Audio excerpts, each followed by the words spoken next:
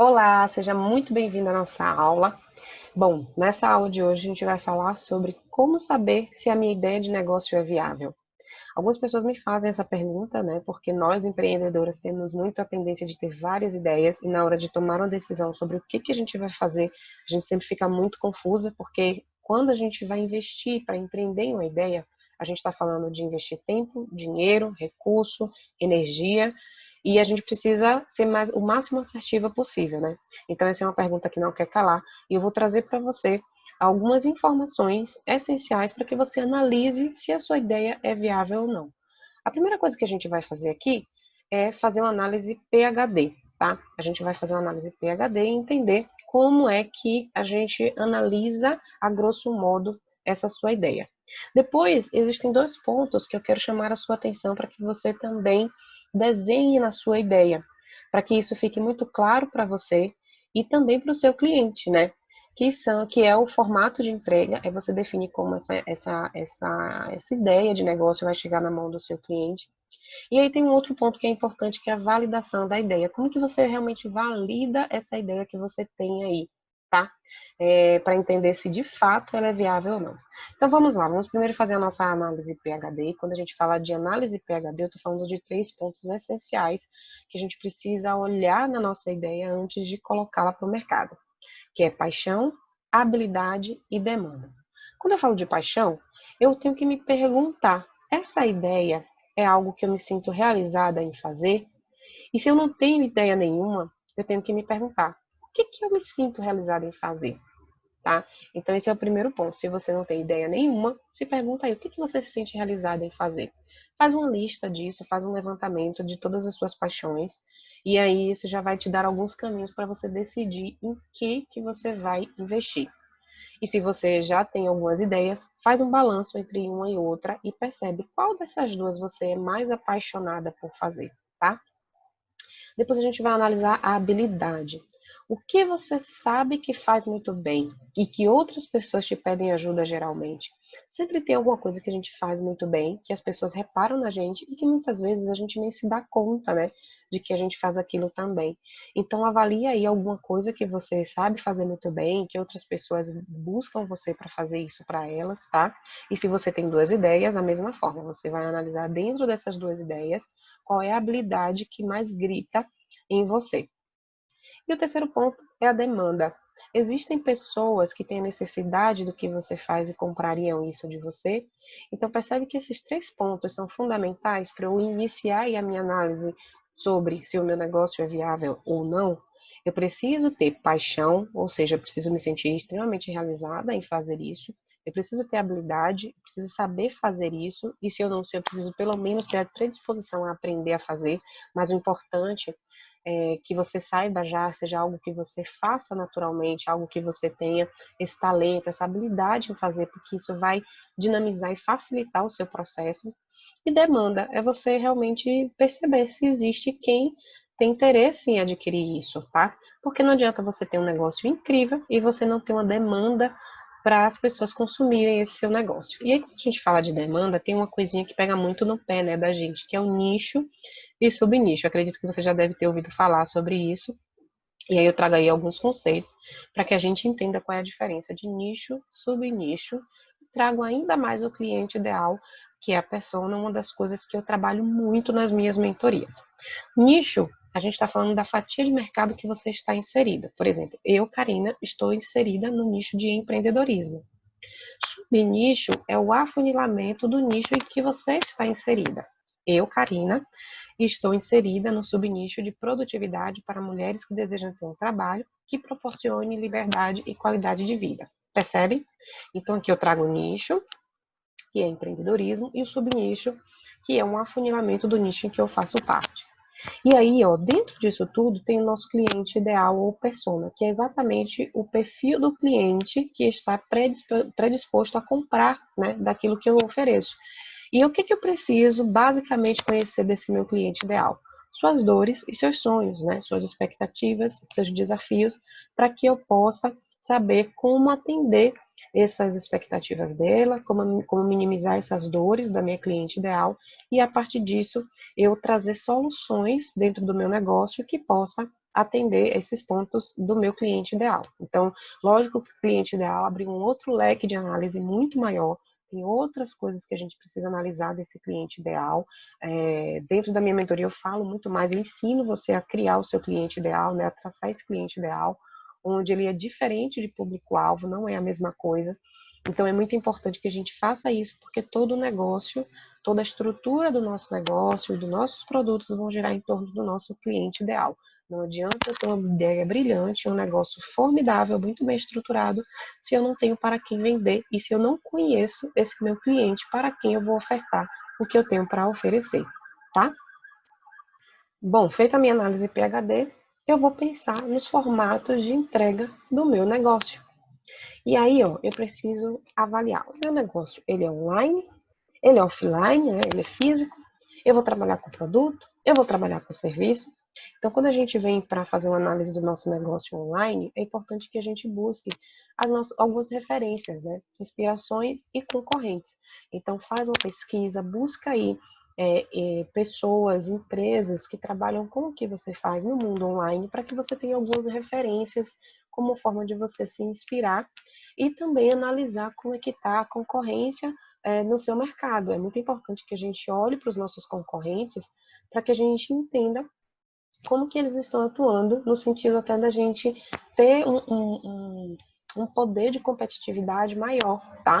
Então, faz essa análise para que você possa estar no online de forma, digamos assim, justa, né? O online, a gente sabe que ele abre uma porta imensa de possibilidades, então é muito importante que a gente sempre fique monitorando essas referências, olhando e tendo inspirações que nos impulsione e também percebendo como se comportam os nossos concorrentes.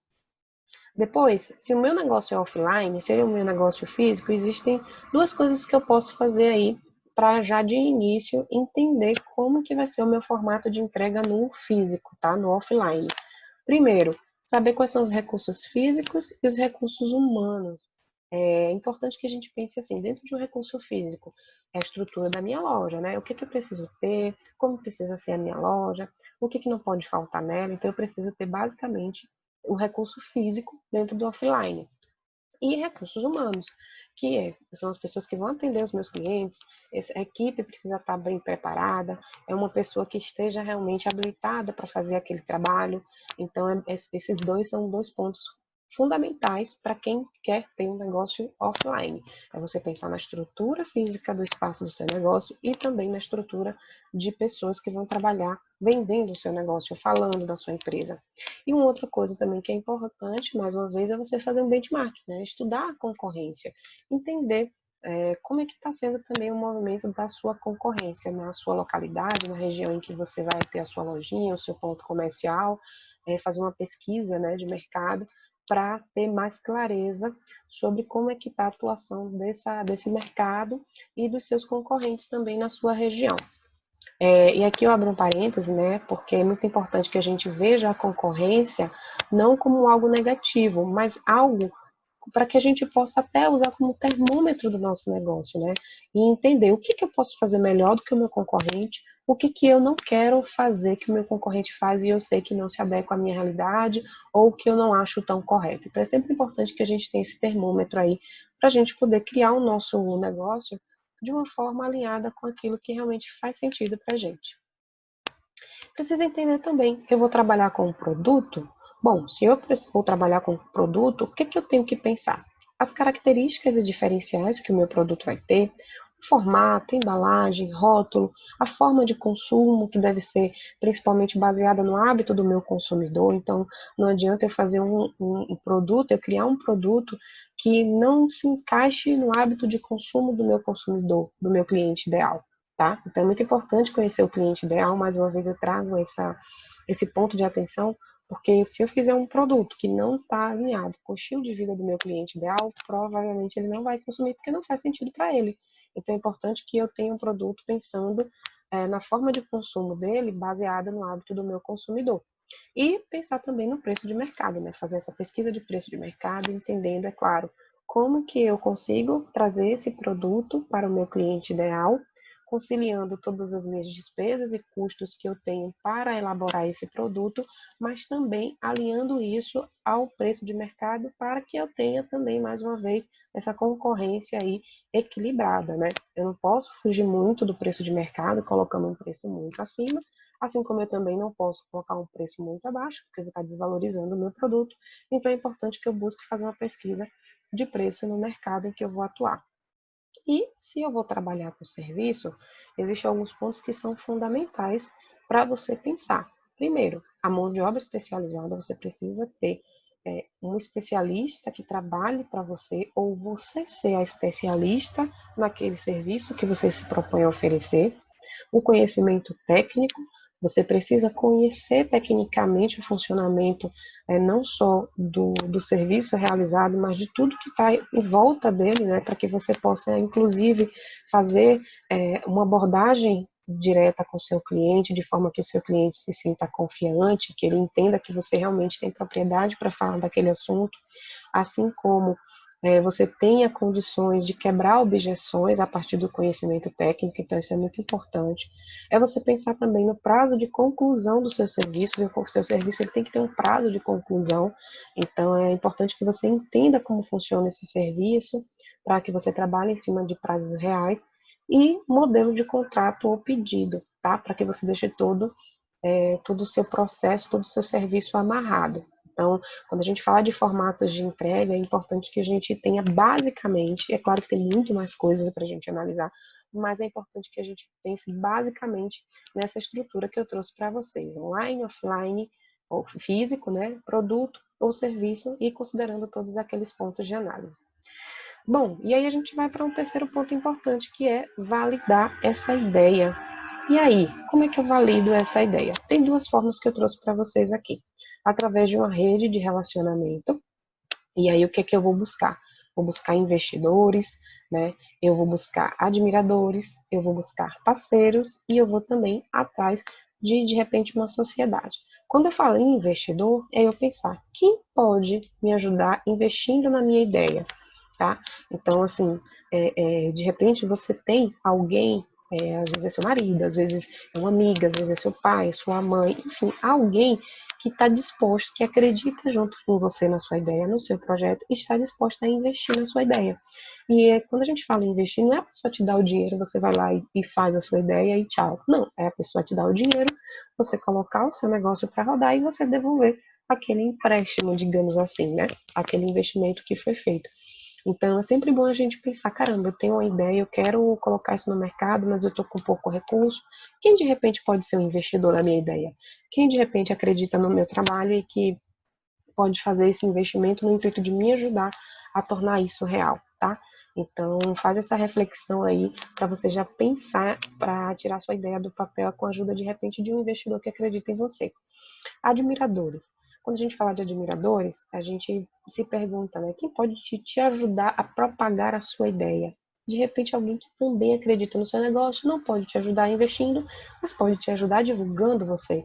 Então, você pode criar uma rede de admiradores, de até, digamos assim, embaixadores da sua ideia, que vão te ajudar falando do seu negócio nas redes sociais, compartilhando em grupos de WhatsApp, de Facebook, em que participam, enfim, ajudando realmente você a ter sucesso, a colocar esse negócio para você validar, tá? Um outro ponto também que a gente vai pensar aqui é quem são esses parceiros, né? E aí, hoje, o mundo a gente sabe que essa questão do relacionamento, da rede de relacionamento, é muito importante, principalmente nesse ponto de parceria. Por quê? Porque sempre tem alguém que pode nos ajudar complementando com algo que a gente não tem e que vai ser essencial para o nosso negócio. Então, é você se perguntar: quem pode oferecer algo complementar para o seu negócio? Se você tem uma habilidade, se você tem a parte técnica da entrega do seu serviço, mas de repente você tem dificuldade em fazer a comunicação, o marketing, a rede social do seu produto, do seu serviço, você pode buscar um parceiro, uma parceira que tem essa habilidade que venha complementar. E aí entra a questão da contrapartida, né? Pensar, tá, ela me ajuda com o conhecimento dela em técnicas de redes sociais, em marketing, e como que eu posso ajudar essa outra pessoa, né? Trabalhar com essa mão de troca, essa via dupla, e você poder trocar com essa pessoa serviço, né? E fazer essa parceria. Então, é sempre bom a gente pensar, principalmente quando a gente está com pouco recurso para começar um negócio, as parcerias elas fazem uma grande diferença. E assim, ninguém cresce sozinho, né? Quanto mais parceiros a gente tem, a gente, além de conseguir entregar para o nosso cliente um produto com mais qualidade, com mais diversidade, a gente também consegue ampliar ainda mais o nosso alcance, porque os nossos parceiros acabam possibilitando isso de alguma forma. E sociedade, caramba, a gente falou lá em cima de investidores, né? Mas o investidor, ele simplesmente vai te ajudar, te emprestando um dinheiro, ou até mesmo te dando para que você comece a rodar o seu negócio. Mas o sócio é aquele que, além de dividir o trabalho, né, as responsabilidades, vai dividir os ganhos também. E de repente você tem uma amiga aí que também tem vontade de montar um negócio e que tem uma habilidade e que os valores dela estão alinhados com o seu. Bate um papo com ela, ó, amiga, às vezes é o parceiro, às vezes é a mãe, é o pai, e de repente vocês podem trabalhar em uma sociedade, né? Então pensa aí, quem poderia dividir com você os ganhos e responsabilidades? Porque na sociedade a gente não dá pra gente só pensar em, oba, vamos ter um negócio juntos. Mas assim, dentro desse negócio tem várias coisas que precisam ser feitas. E a gente precisa dividir, né, as tarefas para que o negócio possa crescer e possa gerar resultado para as duas pessoas que estão envolvidas na sociedade do negócio. Então, analisar essa rede de relacionamento, pensando também numa possibilidade de um negócio em sociedade, é um caminho para quem está começando, para quem de repente está precisando de mais coragem, ou até mesmo de alguém que entre aí com um recurso financeiro e você entra com conhecimento técnico, e vocês podem também fazer um acordo de sociedade com base nisso e depois dividindo os ganhos, né? Depois que essa pessoa que entrou com o recurso financeiro tirar a parte que foi investida, vocês começarem a partir daí dividindo os ganhos de forma igualitária, tá? Então amadurece essa ideia, pensa aí na sua rede de relacionamento, como você pode validar a sua ideia através da sua rede de relacionamento, buscando aí, de repente, investidor, admiradores, parceiros e também tendo uma sociedade para te ajudar a implementar a sua ideia.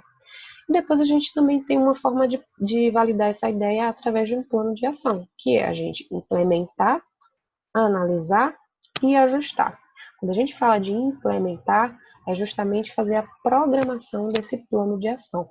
É pensar no objetivo que a gente quer alcançar dentro do nosso negócio, dentro do início desse negócio, enfim, traçar um objetivo para que você possa trabalhar um plano de ação e aí descrever o que você precisa fazer, quando você precisa fazer, colocando início e fim, quem vai fazer essa atividade, se é você mesmo, se é alguém, se é o seu sócio, né? Se é um parceiro seu, onde que isso vai ser feito, quanto que vai custar e como vai ser feito. Isso é muito importante também, você entender como que vai acontecer essa ação, tá? Então, o plano de ação você vai desenhar dessa forma, colocando o que é a atividade que você vai realizar, quando, o prazo de início e fim, quem vai fazer isso, se é você ou alguma outra pessoa, aonde isso vai ser feito, quanto isso vai custar e como isso vai ser feito, beleza? Depois, o que você vai fazer dentro desse plano de ação? Uma vez que você fechou o seu plano de ação, que as ações aconteceram e que o resultado chegou nas suas mãos, você vai pensar e analisar o que deu certo dentro disso tudo que eu fiz, né, dentro desse plano de ação, o que não deu certo e por que não deu certo, aonde que eu furei nesse processo, quais as modificações eu preciso fazer para a próxima vez, né, que eu entrar em um novo plano de ação ou quando eu for repetir esse mesmo plano, e o que eu não posso excluir, o que deu muito certo que precisa ser mantido, tá? Então, sempre que você vai validar uma ideia, montar um plano de ação com base nessa ideia, você precisa fazer essa análise depois, para que você entenda aí se a sua ideia também é viável ou não, beleza? E por fim, ajustar, né? Você vai listar os pontos de melhoria, ajustar e aplicar o novo formato. Muitas vezes nós empreendedores temos o hábito de fazer uma coisa, achar que já vai bombar e aí quando chega na hora não bomba, né? E aí o que acontece? A gente desanima, a gente acaba não levando adiante, a gente acaba não repetindo o processo, simplesmente porque aquela primeira vez que a gente fez não deu certo. Só que o empreendedorismo, ele é um caminho de tentativa, erro, até que um dia você acerta. Então, como é que esse acerto chega? A partir da análise daquilo que foi feito, do ajuste do que precisa ser modificado e de você aplicar aí novamente a sua ideia o seu plano de ação já com esses ajustes que você fez, tá? Bom, então é isso. Essa foi a aula Como Saber Se a Minha Ideia de Negócio é Viável, onde nós fizemos aí a análise PHD, nós entendemos sobre formatos de entrega para também conseguir visualizar qual é o melhor formato que vai se adequar à minha expectativa, ao meu negócio, e também falamos sobre a validação da ideia, como você pode validar essa ideia tendo a clareza se ela é viável ou não. Beleza? Espero que essa aula tenha feito sentido para você, que esse conteúdo te ajude aí a pensar um pouco mais sobre a sua ideia de negócio. E se você tiver alguma dúvida, algum comentário, fala comigo, que eu terei o maior prazer em te ajudar a dar um próximo passo. Um grande beijo e até a próxima aula.